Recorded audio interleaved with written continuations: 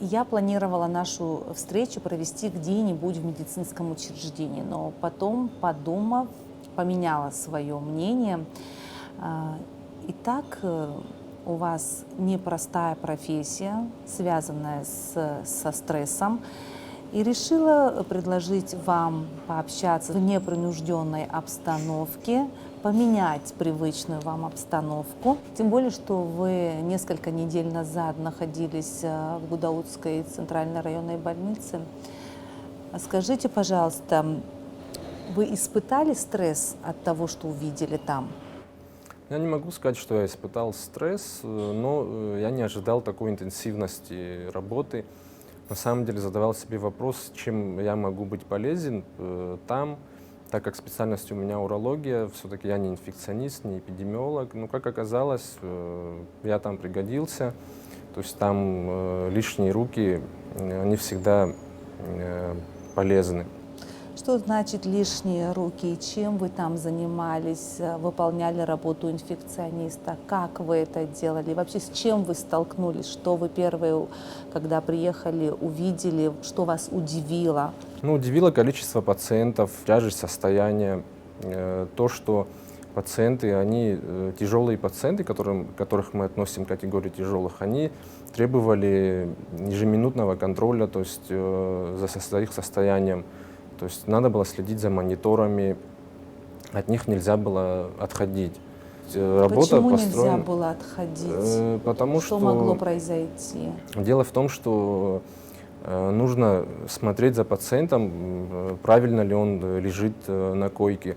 При смене положения тела, допустим, у него падала сатурация. Самое такое оптимальное положение — это на животе, когда вот задняя стенка легких полностью расправляется. Вот, и приходилось жестами показывать пациентам, что нужно занять правильное положение. И Почему жестами? Потому что боксы, в которых находятся пациенты, их от коридора, где находится доктор, ограждает, то есть толстое стекло.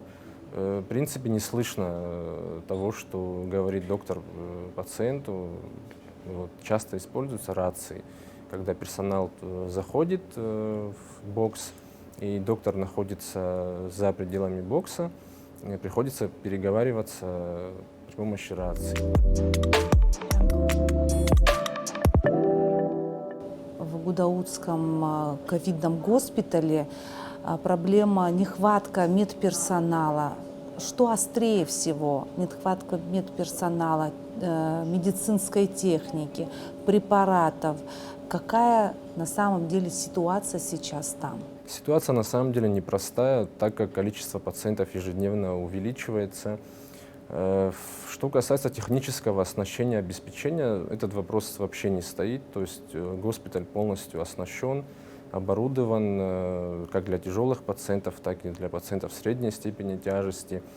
Есть кое-какие организационные моменты, то есть сложности, где их нету. С коронавирусом человечество и вообще здравоохранение сталкивается впервые. И, в принципе, вот такой путь проходили и ваши коллеги в других странах, насколько я понимаю. Мы знаем, что эта коронавирусная инфекция, она врасплох застала многие страны экономически развитые. Мы слышали по новостям и по средствам массовой информации такие успешные страны, как Германия, Италия. Их на самом деле тоже врасплох застала эта проблема. Никто не ожидал такой массовости, и они оказались не готовы. Сегодня подготовлены врачи, то есть готовы смены там по вахте. А как формируются эти смены? Формируются бригады в каждой больнице, то есть каждую пятницу заступает на работу новая смена. То есть формируется из количества врачей и бригад, то есть нужное количество. Вот. Конечно, встает вопрос, что многие отказываются по ряду причин. У кого-то маленькие дети, у кого-то пожилые родители, за которыми нужно смотреть. Кто-то опасается заболеть. Вот. Но, слава богу, сейчас этот вопрос решен, то есть непрерывные смены едут каждую пятницу. И потом получается, когда доктор На вашем личном примере вы поехали в госпиталь, в Гудаутский госпиталь на 1 неделю, но у вас же есть свои пациенты. Вы неделю проводите в ковидном госпитале и 2 недели потом обязательно на карантине. Получается, 3 недели вы выпадаете Из рабочего графика. из своего рабочего графика. Что происходит с вашими пациентами? Ведь среди них тоже могут быть тяжелые, которые должны быть в постоянном контакте с вами, которые должны консультироваться с вами. Это не является сложностью? Конечно, это является сложностью. Зачастую доктор, который оставил свою основную работу и поехал работать в госпиталь, его неким заменить. Очень часто бывает такая проблема. А что касается, допустим, моих пациентов, ну, часто, конечно, коллеги выручают, но и находясь даже там, я был на связи, приходилось консультировать по телефону пациентов, то есть они мне присылали анализы, мне приходилось делать им назначения, то есть как-то я старался быть всегда на связи. Но, конечно, определенные сложности это доставляло. Во время вашего дежурства были ли летальные исходы? Летальных исходов, слава богу, не было. Был один случай клинической смерти. У пациентки пало давление, то есть сатурация, соответственно, и оказали реанимационные мероприятия, слава богу, успешно. То есть это вот единственный такой случай, самый такой, который мне запомнился. А летальных исходов, слава богу, не было. Врачи находятся в личном контакте с больными коронавирусом? Да, день начинается с того, что делается утренний обход. Естественно, врач, медсестра все экипированы. После обхода выходим с палат, с боксов, делаем назначение. То есть, ну, обязательно 2 раза, это минимум, посещаем этих больных, посещали мы. То есть, ну, непосредственный контакт, конечно. Почему так тяжело носить эту спецформу? Говорят, невозможно дышать, и были случаи, когда медсестры падали в обморок. Дело в том, что чтобы обезопасить себя с соблюдением всех правил, определенные есть правила надевания этого костюма, то есть так называемого скафандра. Когда костюм полностью надет, то есть маска, колпак и так далее, нужно скотчем либо пластырем заклеить все щели на лице и так далее, чтобы не поступал, то есть, ну, можно сказать, воздух. Поэтому многие, конечно, это было непривычно. Этот костюм, он не дышащий, человек потеет, жарко, тяжело дышать. Конечно, определенные сложности в этом есть. К этому привыкнуть нельзя. Но приходилось все это выдерживать.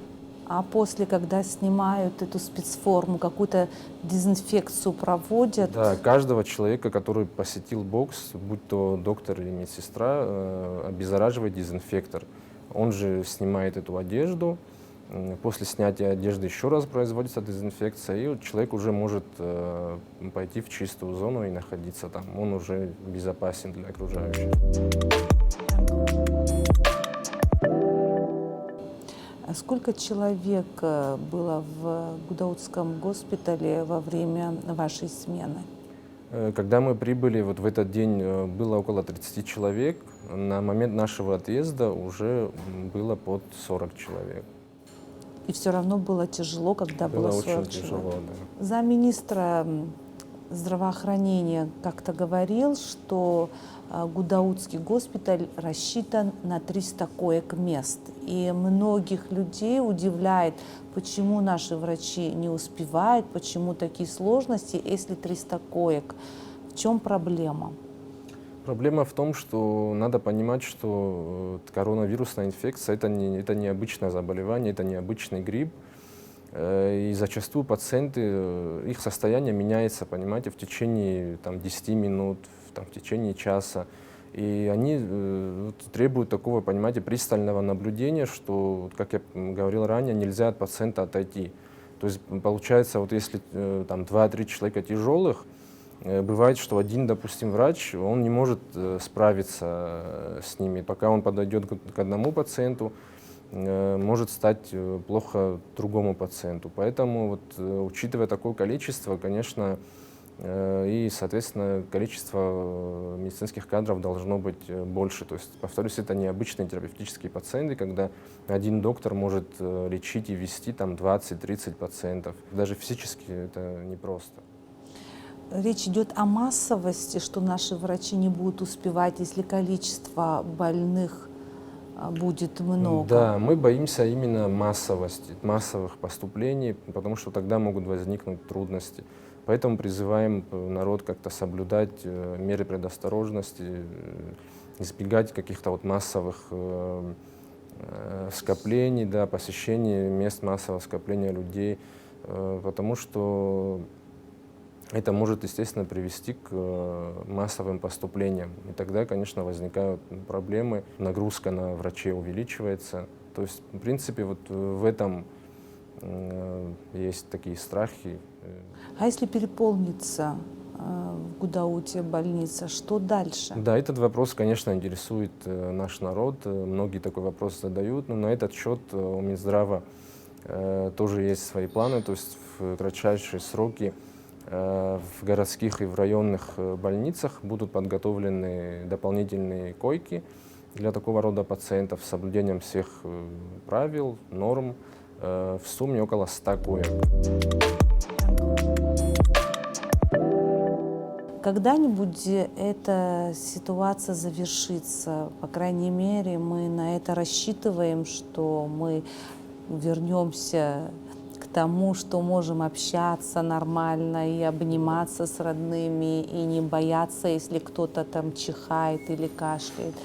И вот тогда, когда мы придем на обычный прием к доктору, мы хотим знать, что именно этот доктор в тяжелые времена для страны и для людей, проявив бесстрашие, сражался за жизнь тех, кто заболел коронавирусной инфекцией. Поэтому я хочу знать конкретно имена. В нашей смене, то есть с республиканской больницы была Херсина Гулия, врач-гастроэнтеролог, анестезиолог Кварчельской больницы, повторюсь, Ренель Кубалия, Мадина Дасаня, анестезиолог-реаниматолог, и медсестры и санитарки с Гагарской больницы. Это Эсма Ласария, Шазина Симсим, Амра Хишба, Наталья Трибунская, Сабина Агарба, Сабина Джугелия, Саида Ангваб и Илана Грия. Я смотрела фотографии, которые вы делали в кругу этих медсестер, медперсонала. Было время на фотографии? Вообще было время у вас на отдых? Ну, как-то на находили обед? какие-то минуты, конечно, перекусить, старались заменить друг друга, подменить, но при этом, конечно, пациентов без присмотра мы не оставляли. Говорят, беда объединяет людей, да, и вы сплотились, вы стали дружными. Конечно, вот мы расскажите все про очень это. подружились и по сей день общаемся, создали группу в WhatsApp, то есть ежедневно общаемся. И, конечно, у нас теплые отношения сложились. Конечно, такая работа, она не может не объединять. Вот. Я думаю, что в дальнейшем будем общаться со всем этим коллективом.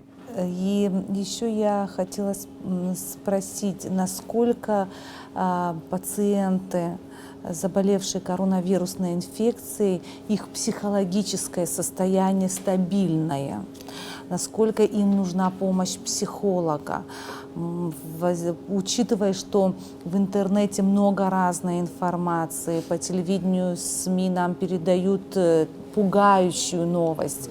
И человек, даже если у него нет, может быть, тяжелых, сильных симптомов, у него уже психологически начинается накрутка. Вот со мной так будет, вот это такая страшная картина, какое будущее меня ждет. И, возможно, это и влияет и на иммунитет, и на психику, и в целом на состояние. Как работаете с такими людьми, если нужна психологическая помощь? На самом деле, да, у многих такое начинается паническое состояние, страх. И это связано с тем, что многие, конечно, информированы, много читают сейчас в интернете, интересуются этим заболеванием. И очень часто вот человек, который испытал, допустим, чувство нехватки воздуха, так называемой одышки, в принципе, у каждого появляется такой вот страх смерти. Многие боялись заснуть, переживали, что, допустим, ночью там что-то с ними случится. Конечно, помощь психолога не помешала бы там никому, она бы помогла бы, конечно, но зачастую просто врач любой специальности, там, будь то терапевт, либо хирург, в простой беседе, объяснив пациенту, что тяжесть его состояния не такая, которая следует там опасаться, успокоив пациента, это помогало. Прям такой специализированной помощи У вас не требовалось. в практике Да, было у нас такое? в практике было Расскажите, такое, как вам удалось успокоить пациента и почему у него была паника? да. У него в первый день заболевания началась одышка, то есть температура, и, естественно, начались страхи. Вот. И он боялся заснуть, был беспокоен. Но обошлось просто вот простой беседой. Ему объяснили все его состояние, что у него нету там тяжелой пневмонии, то есть что мы за его жизнь не опасаемся, что все стабильно, что лечение проходит и окажет свое действие. И вот этого было достаточно, он успокоился, лег, уснул, то есть и на утро чувствовал себя бодро, улыбался. Есть Простая беседа, необходимость выписывать антидепрессанты больным коронавирусной инфекцией? И есть ли такие препараты, да и другие препараты, антибиотики и необходимые лекарства в ковидном центре в госпитале в Гудауте? да, антидепрессанты, седативные препараты, они часто используются. Почти у всех, все пациенты принимают данные препараты, ну, по степени выраженности симптоматики, беспокойства, начинают там, с растительных препаратов до антидепрессантов. Вот эти препараты ваши пациенты в Гудаутской больнице покупают или им предоставляет государство? Нет, эти препараты полностью, весь спектр необходимых препаратов есть в госпитале. Пациенту нет необходимости покупать, это вплоть, начиная от антибиотиков, повторюсь, антидепрессантов, до антикоагулянтов и инсулина. То есть все препараты есть в наличии. Питание бесплатное? Да, питание бесплатное. Тоже учитываются то, что среди пациентов есть диабетики. Да, питание, этот вопрос тоже не стоит. Я не хочу, чтобы вся наша беседа строилась только на коронавирусной инфекции. Еще задам один вопрос, потом перейду на другие темы. Хочется о вас узнать не только как о докторе, и потом у вас специальность урология, и вы долгое время учились. Поговорим об этом чуть позже. Я, завершая вот этот блок нашей беседы, хочу спросить. Многие путают грипп с коронавирусной инфекцией и не могут разобрать, где вирус, а где тот наш привычный грипп, которого, может, мы раньше боялись, кстати, а сейчас все надеются, хоть бы это был обычный грипп. Симптоматика одна и та же, также и влияет на иммунитет.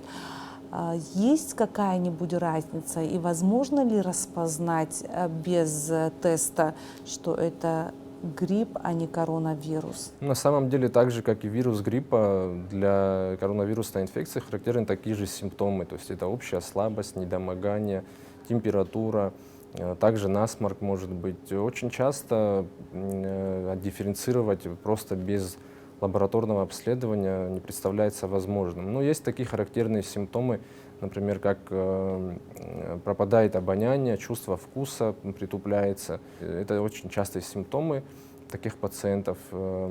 Но, конечно, для подтверждения нужна лабораторная диагностика. Человек, который болеет гриппом, может заболеть коронавирусом? Может, да, может сочетаться. В ловушке пандемии оказался весь мир, и в том числе сильные мира сего не справляются с COVID-19, и, возможно, это еще не конец. Но я хотела бы услышать ваше мнение, может быть, даже ваш совет. Как избежать тяжелых последствий? Что нам сейчас сделать, чтобы понести минимальные потери? Вот именно сейчас, чтобы потом не было поздно. Нужно понимать вообще значимость этого заболевания, серьезность. К сожалению, до сих пор многие не верят в эту болезнь. Нужна социальная ответственность. То есть каждый человек должен понимать то, что Если он заболел, он может заразить окружающих. Многие, к сожалению, сегодня, зная, что они больны, они температурят, лечатся на дому, не сообщают горячую линию, там, терапевтам поликлиническим, ходят и заражают людей по ряду причин, там, чтобы не уйти в отпуск, то есть чтобы не оставить работу, ну, по ряду причин, в зависимости от занимаемой должности. Каждый должен понимать, что от поведения нашего с вами многое зависит. Все вот эти меры, то, что мы говорим, они все важны. То есть это соблюдение гигиены, соблюдать дистанцию, не посещать массовые мероприятия. Все меры, которые могут каким-либо образом снизить количество заболеваемости, они все нужны. Поэтому что мы сейчас можем сделать, это хотя бы отказаться временно от мероприятий, каких-либо там торжественных. Сейчас вот вопрос о свадьбах стоит. Все это, конечно, можно перенести, либо сделать как-то скромно. Вот это очень важно. Именно вот социальная ответственность. Врачи учатся долго, потому что в этой профессии знания надо обновлять все время. И вы учились в нескольких университетах, если я правильно информирована. Немного расскажите о своем студенчестве. Закончил я второй медицинский университет. Раньше он назывался Российский государственный медицинский университет.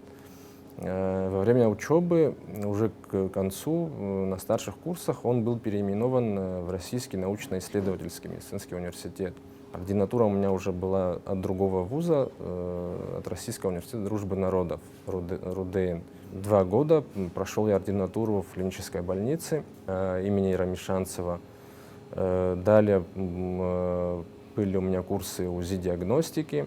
По приезду сюда, здесь я поработал, потом меня отправили на повышение квалификации, прошел курсы по специальности андрология. Вы специалист по андрологии, это мужское здоровье. Редкая специальность в Абхазии. Возможно, это связано с нашим национальным мышлением. Вы практикуете как врач-андролог? Да, практикую. Специальность эта редкая, может быть, для Абхазии, но сегодня она очень популярна и востребована. Да, я практикую, занимаюсь ведением бесплодных пар, то есть готовлю мужчин стать отцами. А были такие случаи после вашего лечения, что был результат и в семье появлялись дети? Ну, конечно, каждому случаю я очень рад. Среди ваших пациентов много мужчин. Может, поэтому вы ходите в холостяках? Не думаю. Сложно сделать выбор. Я не знаю, связано либо это с моим характером, мировоззрением, У вас либо отсутствием такая времени. требовательность к нашим девушкам? Ну да, я бы сказал, наверное, что у меня непростой характер и требовательный. Да. В вашем представлении, какой должна быть современная абхазская девушка, которая, например, понравилась бы вам? Ну, в первую очередь, она должна быть воспитанная в духе традиции, должна уважать старших родителей, естественно, почитать мужа. Ну, это общие фразы. А вот конкретнее, что значит воспитана в традициях? Она может носить, например, современную одежду, те же джинсы или в длинной юбке? Я вот конкретику, что имеется в виду? Ну, я бы не хотел, например, чтобы моя жена носила мужские брюки. Вы очень традиционны в этом плане. Да. Хорошо, удачи вам, чтобы вы нашли ту, которая вам понравится. Продолжаем. Возвращаясь к вашей профессии. Врачам приходится выслушивать жалобы, и очень много, и пациенты бывают разные. Конечно, здесь надо проявлять терпение, и наверняка ваши пациенты хотят ваш мобильный личный номер телефона и звонят вам, может даже подолгу, у вас нет времени на это или хотите отдохнуть. Как вы с этим справляетесь? Приходится входить в положение пациента, понимать, что пришел он от того, что что-то его беспокоит. Терпение черпаю с того, что вот, когда я вижу положительные результаты своей работы, благодарных пациентов, это придает и силы, и терпение, и стимул работать дальше. Вы поднимаете телефон от каждого пациента? Это же ведь сложно сделать, и могут позвонить и в 3 утра. Ну, конечно, я стараюсь, но часто просто не получается физически, там, если, допустим, в операционной, либо чем-то занят, но в основном стараюсь. Если не получилось поднять во время звонка, стараюсь перезвонить, даже если незнакомый номер. Человек, у которого заболевают близкие люди, молится Богу и врачу.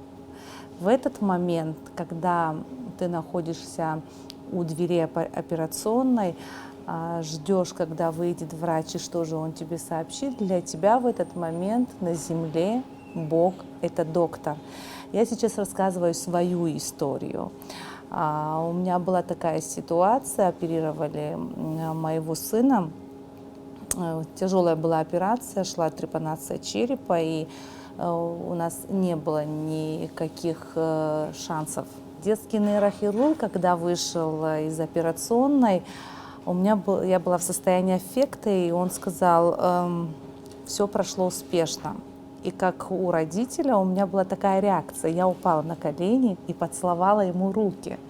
Я о том, что это такая ответственность браться, спасать жизнь другого человека.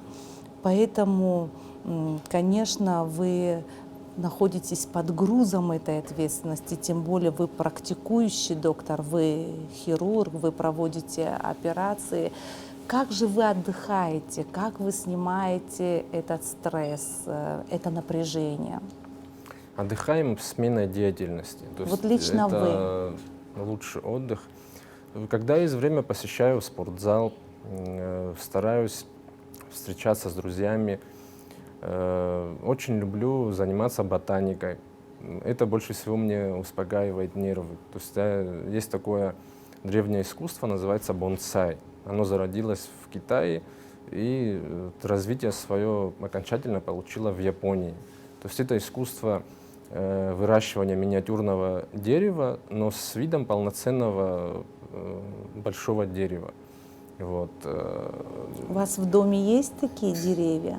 У меня есть заготовки, то есть у меня есть большое желание в будущем создать свою коллекцию. Я вот очень интересуюсь, и это мне очень успокаивает нервную систему, можно так сказать. Очень необычное увлечение, по крайней мере, для меня, потому что я не знаю других людей, которые увлекаются именно таким видом искусства, я понимаю, бонсай. Да, это вид искусства. Сформировать бонсай можно из любого кустарникового и древесного растения. Не нужны какие-либо там редкие сорта растений, то есть из обычных растений, которые растут у нас. Еще я увлекаюсь парусным спортом, так называемый виндсерфинг. Это доска с парусом. Уже вот несколько лет. Тоже я вот посмотрел видеоролик в YouTube и просто влюбился в этот вид спорта. Получаю огромное удовольствие от катания, от выхода в море. Вот. Его называют еще волшебный вид спорта. Почему волшебный? То есть человек, раз попробовав и влюбившись, он становится фанатом. Вы знаете, когда я вот выхожу в море, отплываю от берега там, на километр, на 2, я ощущаю какое-то вот чувство свободы, единения с природой, ощущаю силу ветра. Но из глубины моря открывается очень красивый вид на наши горы. То есть получаю просто незабываемые ощущения. И радуюсь, как ребенок. А нет страха? Ведь вы же там одиноки. Страх был в начале, когда я начинал. Уже у меня есть определенный опыт. То есть я изучил наши климатические условия. Я знаю, когда интервалы, когда будет ветер. Проблем с этим нету. Я знаю, что я смогу вернуться в любой момент на берег. У вас есть сам парусник? Я его приобрел в Москве, привез его на самолете. С этим тоже отдельная история. Когда его вез, то есть я чуть не опоздал на самолет, потому что дорогу в аэропорт закрыли, так как президентский кортеж ехал. Вот, я чудом успел на самолет. В общем, бежал с этой доской там по аэропорту, по прилету в Сочи. Там ко мне люди подходили и сказали: молодой человек, мы видели, как вы там бежали в тапочках. То есть, слава богу, что все хорошо, успели. Да, вот такая вот история. Врачи на земле боги, когда от них зависит жизнь дорогого тебе человека.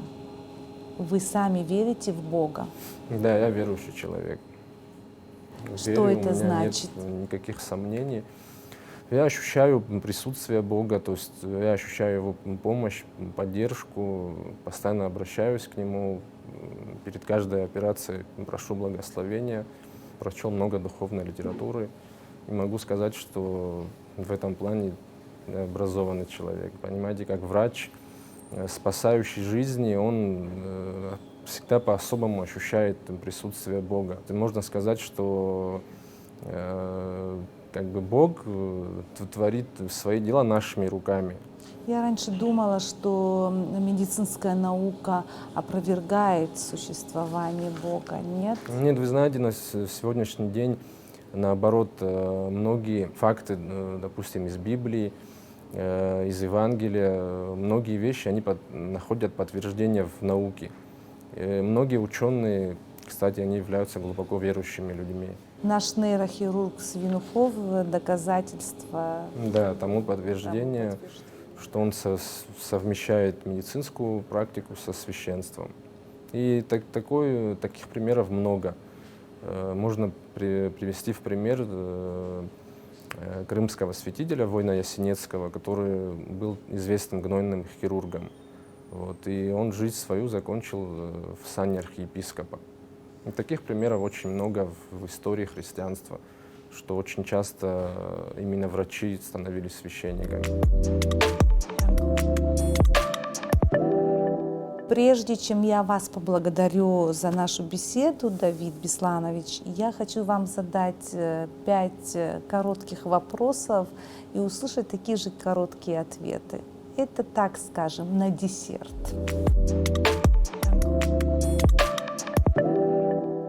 Какой должна быть медицина в Абхазии? Платная или бесплатная? Бесплатные. Самое сложное слово из медицинской терминологии. Дезоксирибонуклеиновая кислота. Если бы вы не стали врачом, то стали бы кем? У меня на этот вопрос нет ответа.